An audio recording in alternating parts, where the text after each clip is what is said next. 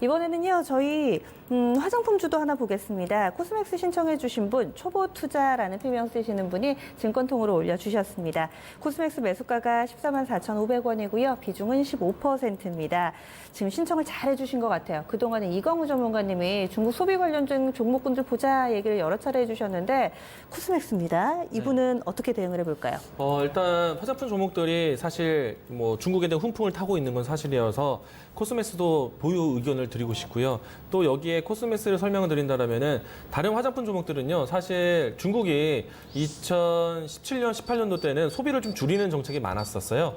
그리고 다시 한번 이제 소비를 늘리는 정책이 지금 올해 나오고 있고요. 그래서 지난해 같은 경우에는 뭐 사드에 대한 영향권, 또 중국 내수에서 소비를 줄이는 정책, 한알령 이런 것들이 섞이다 보니까 화장품 종목들이 실적이 저조했습니다. 근데 지금 다시 올라온 이유는 앞으로 좋아질 것이기 때문이거든요. 근데 이 코스맥스 같은 경우에는 지난해 화장품 종목들이 실적이 안 좋았는데 얘는 좋았어요.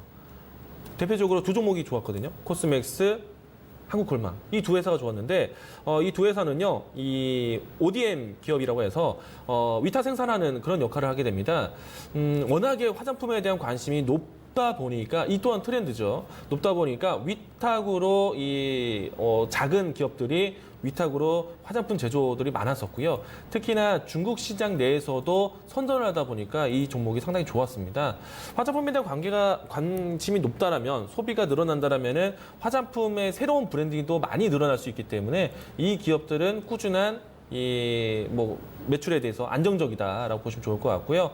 전반적인 화장품에 대한 분위기가 좋다라면요. 더 역시나 좋은 분위기로 흘러갈 수도 있다라고 생각합니다. 주가가 사실은 어느 정도 좀 박스권에 좀 갇혀 있는 것이 좀 단점이라 할 수 있는데 어느 시기에 된다라면은 이게 오히려 큰 단단한 매물 계단이 될 수 있다고 생각합니다. 주가를 보시면요. 사실 다른 종목들 대비해서 주가가 좀 하방 지지력이 좀 강했다고 생각되고 있고요. 다른 종목들은 사실 지난해 하락이 좀 많았었는데 그래도 좀 견조하게 잘 지켜냈다고 생각합니다. 어떻게 보면은 3년 가까운 시간 동안에 박스권 형태의 장세인데 이 장세를 돌파한다라면은 더 좋은 시세가 나올 수 있어서 저는 홀딩 의견 드리도록 하겠고요. 화장품 기업들은 당연히 중국에 대한 모멘텀 제일 좋겠죠. 중국에서 계속 소비에 대한 부분들, 서민에 대한 지갑을 열 수 있는 정책들이 나오고 있기 때문에 저는 긍정적으로 홀딩 의견 드리도록 하겠고요. 들고 간다라면은 박스권 대응을 첫 번째는 보셔야겠지만은 박스권 대응이 16만 원대입니다.